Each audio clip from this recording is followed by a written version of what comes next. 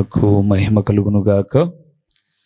మన ప్రభువును రక్షకుడునునైన యేసుక్రీస్తుల వారి యొక్క ప్రశస్తమైన నామమునకి మహిమ, ఘనత, ప్రభావములు యుగ యుగములకు కలుగును గాక. సర్వాధికారి అయిన దేవుడు ఆయన గొప్ప కనికరమును బట్టి మరొక శ్రేష్టమైన శుభదినములు దేవుని మాటలు మనము ధ్యానం చేయుటకు దేవుడిచ్చిన ఈ గొప్ప సదవకాశమును బట్టి దేవునికి ఎంతగానో స్తుతులు చెల్లించబద్దులమై ఉన్నాము. అదే సమయములో దేవుని వాక్యము వినుటకు దేవుని పాదముల చెంత కూర్చున్న దేవుని ప్రియబిడలైన మీ అందరికీ కూడా ప్రభువైన యేసుక్రీస్తు పేరిట వందనములు తెలియచేయచ్చు ఉన్నాను. దేవుని వాక్యమును ప్రేమించే వారిని నా ప్రభువైన యేసుక్రీస్తు నిండారులుగా ప్రేమించి దీవించునుగాక. ఈ దినమున మనం ధ్యానం చేయబోతున్న అంశభాగము ఏమిటి అనగా, సంఖ్యల నుండి విడిపించబడాలంటే ఏమి చేయాలి? ఇప్పుడు మనకు ఒక ఆలోచన రావచ్చు, మేమేం సంఖ్యలు వేసుకున్నాం, మేమేం జైల్లో ఉన్నాం, మాకేమి సంఖ్యలు ఉన్నాయి, మేమెక్కడ విడిపించబడాలి అన్న ఆలోచన మనకు వస్తే, ప్రభువునందు ప్రియులారా, చాలా బంధకాలు సంఖ్యలను వేసినట్టుగా అపవాది ఉరులు ఉచ్చులు మన చుట్టూ నాటినట్టుగా హబక్కుకు గ్రంథంలో రాయబడిన 1వ అధ్యాయంలో ఈరోజు చాలామంది పాపపు బంధకాలలో అంటే సంఖ్యలలో తెలియకోకుండగానే, అబద్ధాలలో తెలియకుండగానే, జూదాలలో తెలియకుండగానే రకరకాలైనటువంటి పాపపు ఊబిలో చిక్కుకొని మేం బాగున్నాం అని అనుకుంటూ ఉన్నారు. అందుకే లోకంలో ఒక సామెత ఉంది, పిల్లి అట కళ్ళు మూసుకొని పాలు తాగుతూ తనేమనుకుంటుందంట, నన్నెవ్వరూ చూడలేదు అనుకుంటుందంట. ఈరోజు చాలామంది దేవుని సన్నిధానంలో గడుపుతూ మేం చేసేది ఎవరికి తెలియదు, మా విషయాలు ఎవరికి తెలియవు అని అనుకుంటూ ఉన్నారు. కానీ నిజమే, ఈ లోకంలో మనం చేసేది ప్రతి ఒక్కరికి తెలియచ్చు, తెలియకపోవచ్చు. కానీ సర్వము ఎరిగిన వాడు, సర్వాధికారి అయిన దేవుడు, ఆయన కన్నులు కప్పుట ఎవరికి కూడా సాధ్యము కాదు. అందుకే 139వ కీర్తన మీరు ఎప్పుడన్నా చదవండి, తీరికగా ఉన్నప్పుడు నిదానంగా వచనము మార్చి వచనము చదివితే, నాకు తలంపు పుట్టక మునిపే నీకు తెలుసు అంటాడు. ఇంకొక 2 నిమిషాల్లో నాకు పాపపు తలంపు వస్తుంది, అది రాకముందే నాకు ఆ తలంపు వస్తుందని నీకు తెలుసు. నా పడక నా నడక నువ్వు పరిశీలనగా తెలుసుకొని ఉన్నావు. చాలా విషయాలు మాట్లాడతాడు కీర్తనకారుడు. కాబట్టి ప్రభునందు ప్రియులారా, ఆయన ఎదుట ఉన్న ప్రతి దోషాన్ని ఆయన వరుసగా నిలవబెట్టి గద్దిస్తాడు అని బైబిల్ గ్రంథం సెలవిస్తూ ఉంది. కాబట్టి మనం ఏ సంఖ్యల చేత ఉన్నామో అవి అసూయ, ద్వేషం, పగ, శరీర కార్యాలు స్పష్టమై ఉన్నవి అన్నాడు గలతీయులకు రాసిన పత్రిక 5వ అధ్యాయం 19వ వచనంలో. అవన్నీ కూడా సంఖ్యలు, మనిషిని చుట్టేసిన బంధకాలు, రకరకాలైనటువంటి పాపపు బంధకాలు.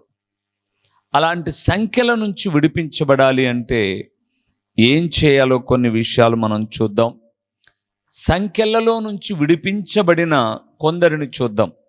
వారిని సంఖ్యలతో బంధించారు. వారు ఎలాగ విడిపించబడ్డారో మనము కూడా ఈ జూదం, అబద్ధం, త్రాగుడు, రకరకాలైన పాపం అనే సంఖ్యల నుంచి మనం విడిపించబడే కార్యాలు కూడా కొన్నింటిని మనం చూద్దాం. మూల వాక్యానికి కొద్దాం. ఇర్మియా గ్రంథము 40వ అధ్యాయము 4వ వచనాన్ని ఒక్కసారి మనం చదువుకుందాం ప్రియులారా. 4వ వచనము, ఆలకించుము. ఈ దినమున నేను నీ చేతుల సంఖ్యలను తీసి.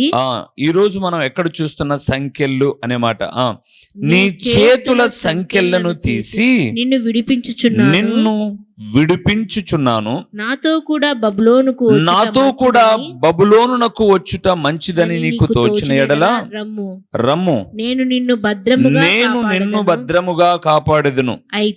అయితే బబులోనునకు నాతో కూడా వచ్చుట మంచిది కాదని నీకు తోచిన ఎడల రావద్దు. చాలు ప్రియులారా, ఇంకా కొన్ని విషయాలు చెప్పాడు. నీకేం అడ్డం లేదు, నీ దృష్టికి ఏది అనుకూలమో అది చెయ్యి అని అన్నాడు. ఎవరు చేయమన్నారు, ఎవరు చేయాలి, ఎవరి సంఖ్యలను విడిపించాడు అన్న విషయాలు మనకు తెలియాలి. ప్రభువునందు ప్రియమైన వారులారా, దైవజనుడు, దైవదాసుడు, దేవుని ప్రవక్త అయినటువంటి యిర్మీయాను అలనాడు సంఖ్యల చేత బంధించి గుంటలో పడేశారు. ఆయన విడిపించే దిక్కు ఎవరు లేరు. యిర్మీయా చేసిన తప్పేంటండి? సంఖ్యలు వేసి గుంతలో ఎందుకు పడేశారు? నీళ్లు లేని బుడద కలిగిన గుంతలో ఎందుకు పడేశారు అనంటే, యిర్మీయా చేసిన తప్పేంటి అనంటే ఉన్నది ఉన్నట్టుగా మాట్లాడడమే ఆయన చేసిన తప్పు. ఆయన ఏం తప్పు చేశాడు అంటే, మీరు కీడు చేస్తున్నారు, మీరు తప్పు చేస్తున్నారు, ఇది మీకు మంచిది కాదు, మీ కుటుంబాలకు శాపం ఇది, మీరు మంచిగా బ్రతకండి అని చెప్పాడు ఆయన. మీరు యిర్మీయా గ్రంథం అంతా చదివితే అవే మాటలు కనపడతాయి. ఒకవేళ మీకు అర్థం కావడానికి అలాగ చెప్తేనే పడేస్తారా? అవును, పడేస్తారు. ఒకసారి చూద్దాం. 38వ అధ్యాయం, ఎక్కడ తిప్పద్దు, అదే పేజీలోనే 6వ వచనాన్ని చూడండి. 6వ వచనాన్ని మాత్రం చూద్దాం ఒక్కసారి. నేను చెప్పే మాటలు ఉన్నాయి అక్కడ. వారు యిర్మీయాను పట్టుకొని కారాగృహములోనున్న రాజకుమారుడగు మల్కియా గోతులోనికి దింపిరి. అందులోకి యిర్మీయాను త్రాళ్లతో దింపినప్పుడు ఏమి లేవు, ఆ గోతిలో నీళ్లు లేవు, బురద మాత్రమే ఉండెను. ఆ బురదలో యిర్మీయా దిగబడెను. ఎంత నేమండి! మంచిగా బతకండి అంటే, నీతిగా బ్రతకండి అంటే యిర్మీయాను తీసుకుని వెళ్ళి గుంటలో, అది కూడా నీళ్లు లేని బుడదలో పడేశారు. అందుకే అప్పుడప్పుడు కొంతమంది మాతో మాట్లాడుతుంటారు, అన్నా చాలా కష్టం కదూ సేవ అని. ఎవరెందుకు, నిన్న మన దగ్గరకు ఒక ఫ్యామిలీ వచ్చారు కదా, వాళ్ళు మాట్లాడుతున్నారు మాతో. భార్య భర్త, ఆయన మస్కట్లో ఉండేవాడు, దుబాయ్ పరిసర ప్రదేశాల్లో జాబ్ చేస్తూ చాలామంది సేవకులను పిలిపించి వాక్యం ప్రకటిస్తూ ఉండేవాడు ఆ ప్రదేశాల్లో. ఆయన అంటున్నాడు, ఆయన చెప్తున్న మాట ఏంటంటే, ఈ దేవుని సేవ చేయడం అనేటటువంటిది అంత ఈజీ కాదు అని నాకు తెలుసు అని తన భార్యతో అంటే, అవునా అన్నా అని తను అడుగుతుంది. మేము మాట్లాడుతూ వచ్చాం, అంత ఈజీ కాదమ్మా ఇది అని. అందుకే మాకు సేవలో ఒక సందర్భంలో ఒక గొప్ప దైవజనుడు ఒక మాట అన్నాడు, సేవ చావు ఒకటే, ఇష్టమైతే రండి, లేకపోతే బ్యాగులు తీసుకొని ఇంటికి పోండి అన్నారు. ప్రారంభ దినాల్లో సేవ చావు ఒకటే, ఇష్టమైతే క్లాస్కి రండి రేపటి నుంచి, లేదా ఈ ఫస్ట్ క్లాస్ అయిపోగానే, అంటే మొదటి సెషన్ అయిపోగానే మీకు ఛార్జీలు ఇవ్వబడతాయి, దారి ఖర్చులు ఇవ్వబడతాయి, మీరు వెళ్ళిపోండి అని అన్నాడు. ఇంకొక ఆయన వచ్చాడు, ఆయన చనిపోయాడు. ఈ మొదటి మాట చెప్పిన ఆయన బ్రతికే ఉన్నాడు. ఆయన అన్నాడు, సేవ అని చెప్పేసి అంటే పూలబాట అనుకొని వచ్చారేమో, ఇది భయంకరమైన ముళ్ళబాట, ఈ సెషన్లో మీరు ఉండి సంతోషంగా వినొచ్చు, తర్వాత వెళ్ళిపోవచ్చు అన్నారు. అందరూ అలాగే చెప్పారు. ఎవరు ఎంకరేజ్ చేయాలా, డిస్కరేజ్ చేసినట్టుగా మాట్లాడారు. అప్పుడు కొంతమంది ఎందుకు అనే ప్రశ్న వేసి, ఎందుకు ముళ్ళబాట అంటే ఇదిగో ఇలాంటి భక్తులను చూపించారు. యిర్మీయా దేవుని వాక్యమే చెప్పాడు, ఇది యెహోవా వాక్కు అని చెప్పాడు, అంతేనండి. తీసుకొని వెళ్ళి బురదలో, నీళ్లు లేని దాంట్లో, అక్కడ మీరు చూశారు అతని కాళ్ళు ఆ బురదలో ఏమైపోయాయంట, దిగబడిపోయాయి. ఈరోజు బురదలో దిగబడలేతే కానీ బురద చల్లుతూ ఉంటారు. చెప్పినారు లేబ్బా, ఇంత చెప్పే వాళ్ళైతే వాళ్ళ కుటుంబాలు అట్లెందుకుంటాయి, వాళ్ళ పిల్లలు అట్లెందుకున్నారు, ఏదో ఒకటి చెప్తూ మాట్లాడుకుంటూ ఉంటారు. ఏదో ఒక బురద వేయాలని ఆలోచన చేస్తూ ఉంటారు. నేను అడిగితే ఒక మాట చెప్తాను, ఓకే వాళ్ళెట్లా, వాళ్ళ పిల్లలు ఎట్లా, వాళ్ళ కుటుంబం ఎట్లా, లేకపోతే వాళ్ళ పోషణ ఎట్లా, ఇవన్నీ అనకముందు అనే వ్యక్తి నీతిగా బ్రతికి మాట్లాడితే చాలా బాగుంటుంది కదా. నీతిగా బ్రతికి, మంచిగా బ్రతికి, తల ఎత్తుకునేటట్టు గౌరవంగా బ్రతికి అతన్ని గురించి విమర్శిస్తే, నన్ను గురించి కాదు, ఏ సేవకుని గురించైనా విమర్శించాల్సి వచ్చినప్పుడు మన చేతులకు ఏ మస్సి లేకోకుండా, మన చేతులకు ఏ బురద లేకోకుండా విమర్శిస్తే చాలా బాగుంటుంది. కానీ బైబిల్ చెప్తుంది, తమ కంట్లో ఏముందంట? దూలం ఉందంట. ఎదుటి వ్యక్తుల కంట్లో నలుసు ఉందంట. నలుసును ప్రాపగండం చేస్తుంటారు, దూలాన్ని కప్పిపెట్టుకోవాలని ప్రయత్నం చేస్తూ ఉంటారు. కానీ ప్రభునందు ప్రియులారా, దేవుడు అన్నాడు ఒక మంచి మాట ఇదే సందర్భంలో, వేషధారి అన్నాడు ఆయన. వేషధారి, మొదట నీ కంటిలో ఉన్నటువంటి దూలాన్ని తీసివేసుకో, తర్వాత ఎదుటి వ్యక్తి కంటిలో ఉన్న నలుసు నీకు పెద్దగా ఇబ్బందిగా కనిపించదు అని అన్నాడు. ప్రభునందు ప్రియులారా, అలాగ మాట్లాడుతున్నటువంటి ఆయన ఇర్మియా గురించి మాట్లాడుతున్నప్పుడు చాలా పరలోకపు విషయాలు చెబుతూ, గుంటలో పడేస్తే ఎవరండి ఆ గుంతలో నుంచి ఆయన బయటకు తీసి ఆయన సంఖ్యలను విప్పింది అనంటే, ఏ రాజు చేత ప్రోద్బలమిచ్చి, ఏ రాజును ఉద్దేశపూర్వకంగా మాట్లాడించి ఇర్మియాను గుంటలో పడేసేటట్టుగా చేయించారో ఆ రాజు దగ్గర పనిచేసే రాజదేహ సంరక్షకుల అధిపతి అయినటువంటి నెబూజరదాను అనబడే వ్యక్తితో బయటకు తీపించుకున్నాడు దేవుడు. ఏ రాజు అయితే గుంటలో పడేశారో ఆ రాజు సేనాపతి, అక్కడ రాయబడింది మొదటి వచనంలో మాట మీరు చూడండి, రాజదేహ సంరక్షకులకు అధిపతి అయిన నెబూజరదాను యెరూషలేములో ఉండి రాజుతో మాట్లాడి ఇర్మియాను గుంటలో నుంచి బయటికి తీసి సంకెళ్లను విప్పి, నీవు నాతో పాటు బబులోనుకు రావాలనుకుంటే రా, బలవంతమేమి లేదు, రావాలనుకుంటే రా, వద్దనుకుంటే ఉండు అని చెప్పి ఆయన సంఖ్యలను విప్పివేశాడు.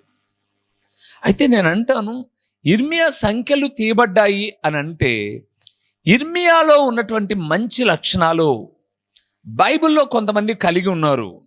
ఆ లక్షణాలు ఉంటే సంఖ్యల నుంచి విడిపించబడచ్చు ప్రియులారా.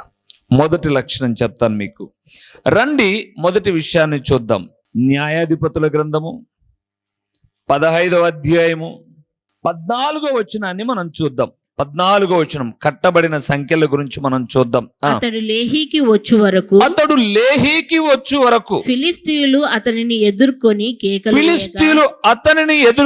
కేకలు వేయగా యెహోవా ఆత్మ అతని మీదికి, ఆ మాట అండర్లైన్ చేసుకోండి ప్రియులారా, యెహోవా ఆత్మ అతని మీదికి బలముగా వచ్చినందున అతని చేతులకు కట్టబడిన తాళ్ళు అగ్నిచేత కాల్చబడిన జనపనారవలెనాయెను. సంఖ్యలు అతని చేతుల మీద నుండి విడిపోయెను. మన సబ్జెక్ట్ ఏంటి?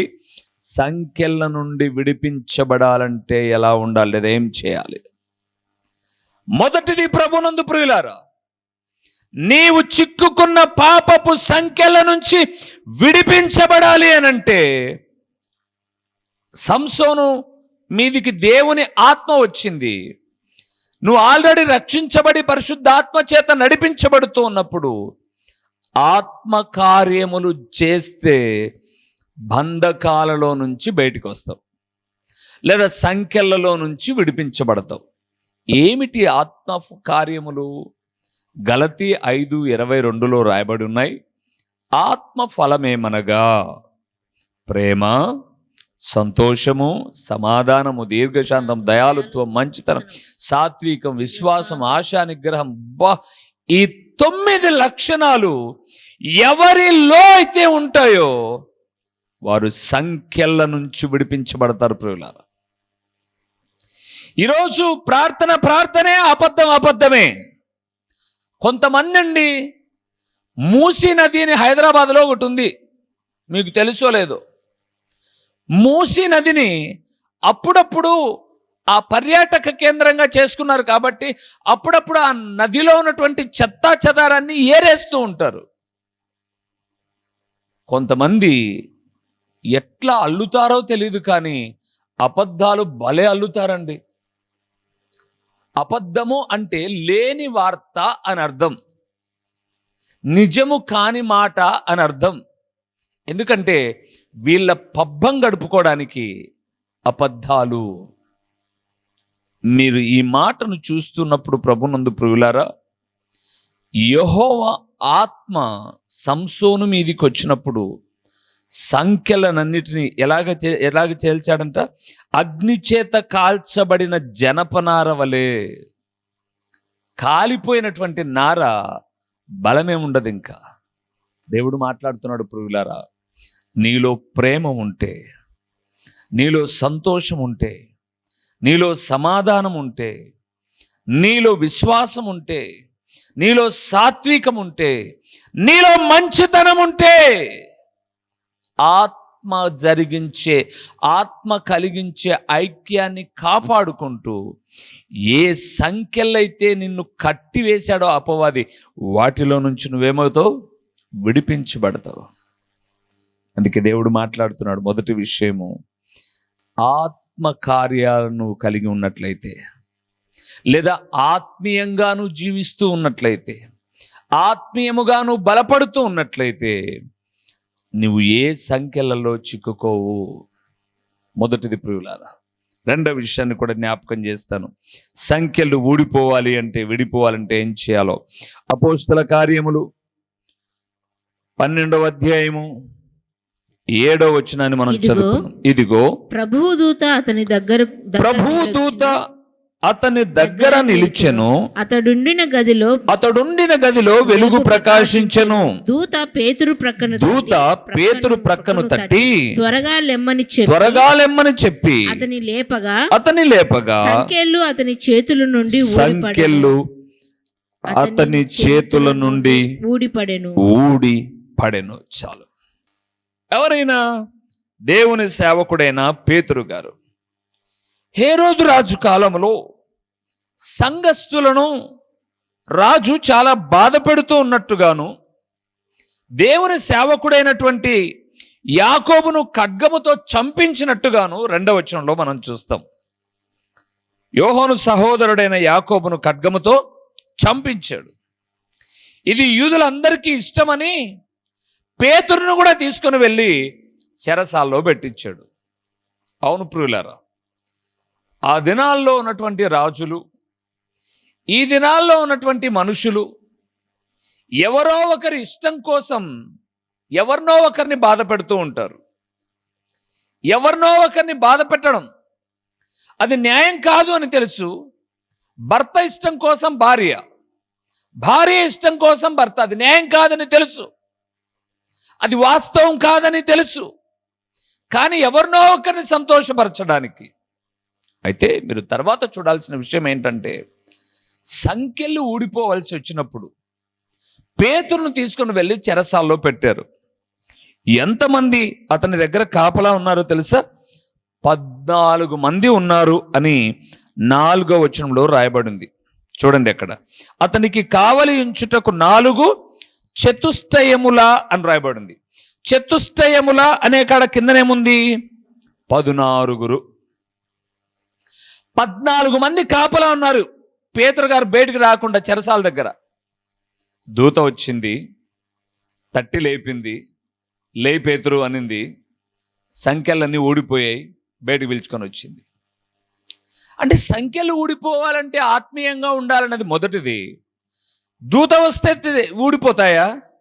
కానీ ప్రాముఖ్యమైన విషయం ప్రియులారా, ప్రాముఖ్యమైన విషయం 5వ వచనంలో రాయబడింది, పేతురు చెరసాలలో ఉంచబడెను, సంఘమైతే అతని కొరకు అత్యాసక్తితో దేవునికి ప్రార్థన చేయుచుండెను. అది ప్రియులారా, సంఖ్యలు ఊడిపోవాలంటే ప్రార్థించే అనుభవం ఉండాలి.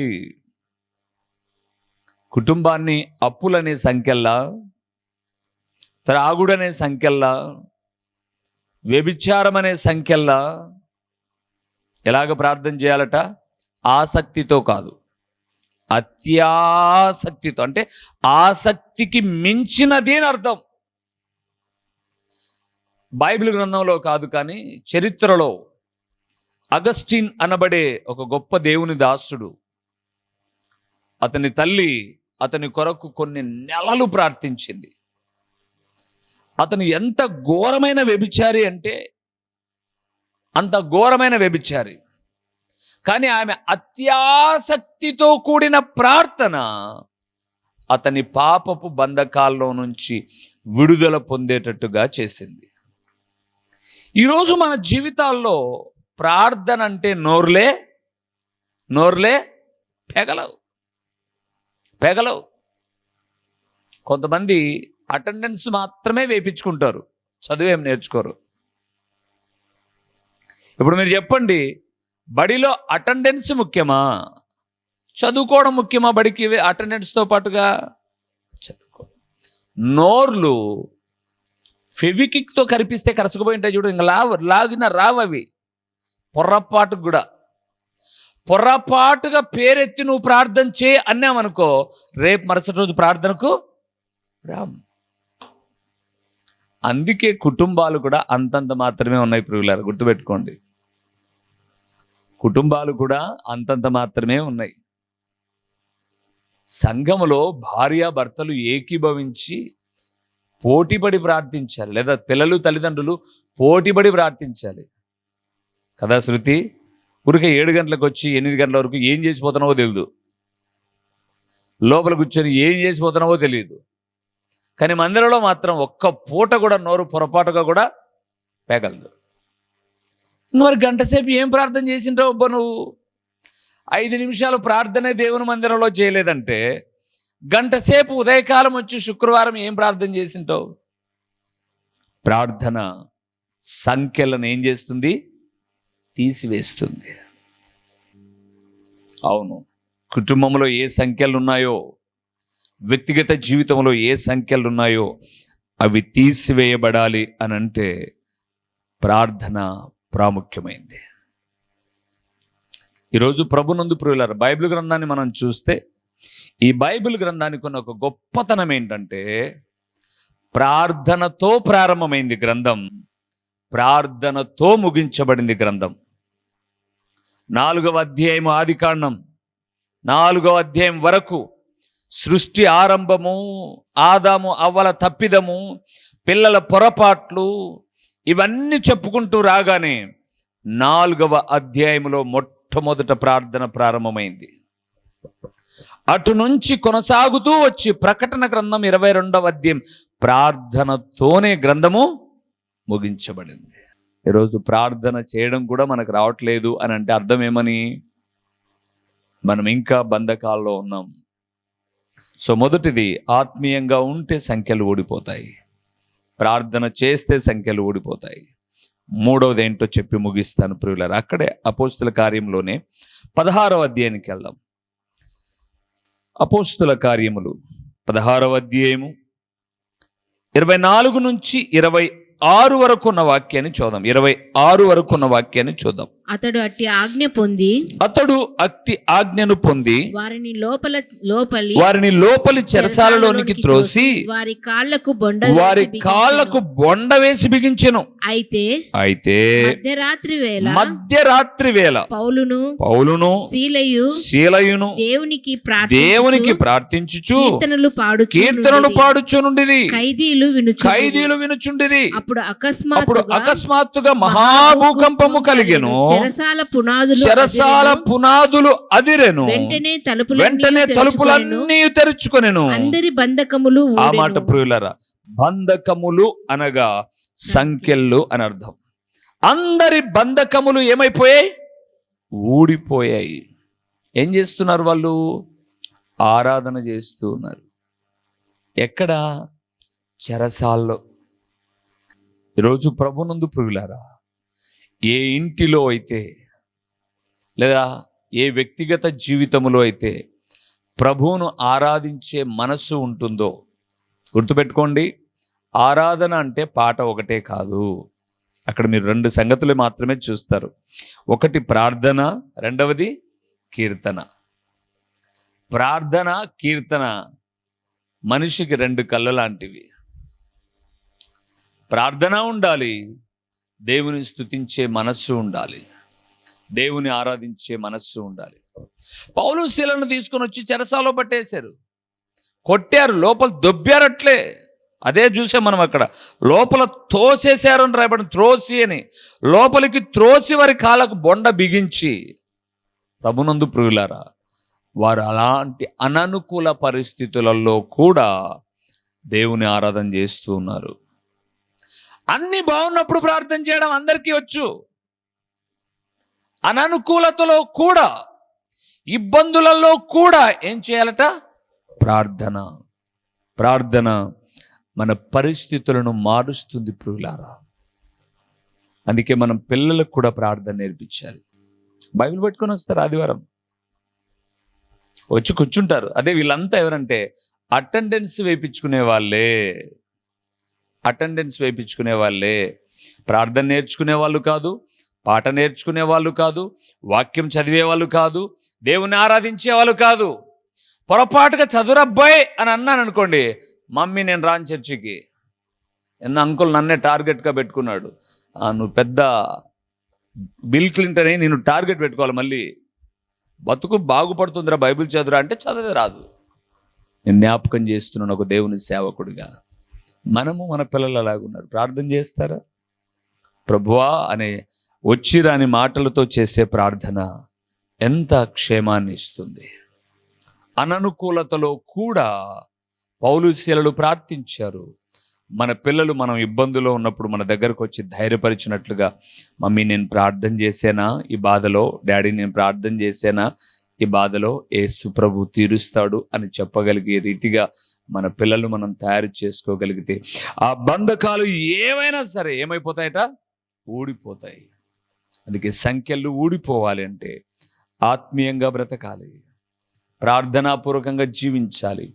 అననుకూలతలో కూడా, బాగున్నప్పుడు కాదు, బాగున్నప్పుడు అందరికీ స్వరాలు వెళ్తాయి, ఇబ్బందులలో కూడా దేవుణ్ణి ఆరాధించాలి, ప్రార్థన చేద్దాం. అటు స్థితిని దేవుడు మనకు, మన కుటుంబానికి దయచేలాగున ప్రభు ఎదుట శిరము వంచి ప్రార్థన చేద్దాం. మహిమా స్వరూపివైన మా ప్రియ పరలోకపు తండ్రి, మహోన్నతుడవైన దేవా, మీ ఘననామమునకు స్తోత్రములు చెల్లిస్తూ ఉన్నాము నాయనా. నువ్వెంతైనా నమ్మదగిన దేవుడవు. ప్రతి బంధకాలలో నుంచి నేను నమ్మిన బిడ్డలు విడిపించబడాలని కోరుకునే దేవుడవు. ఈ లక్షణాలన్నీ కూడా ఇర్మియాలో ఉన్నాయి కాబట్టి ఏ రాజు గుంటలో వేశాడో ఆ రాజు యొక్క దేహ సంరక్షకుల అధిపతి ద్వారానే మీరు బయటికి నడిపించారు, విడిపించారు.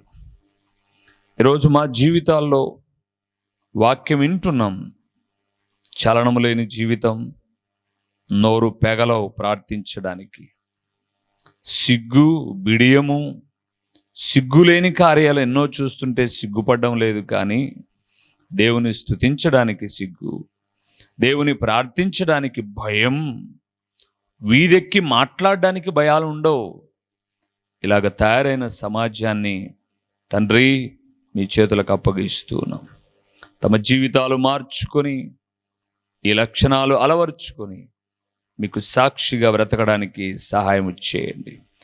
ప్రకటించబడిన పరలోకపు సంగతులు వ్యర్థముగా పోకుండా సారవంతమైన నేలను పడిన విత్తనము వలె 30 అంతలుగా 60 అంతలుగా 100 అంతలుగా ఫలింపచేసి మీ ఘననామమునకు మహిమ ఘనత ప్రభావాలు మీరు కలుగు చేసుకొనుమని ఎంతైనా నమ్మదగిన దేవుడవైన మీకు స్తుతులు చెల్లించుకుంటూ యేసు నామములో అడిగి పొంది ఉన్నాము తండ్రి, ఆమేన్.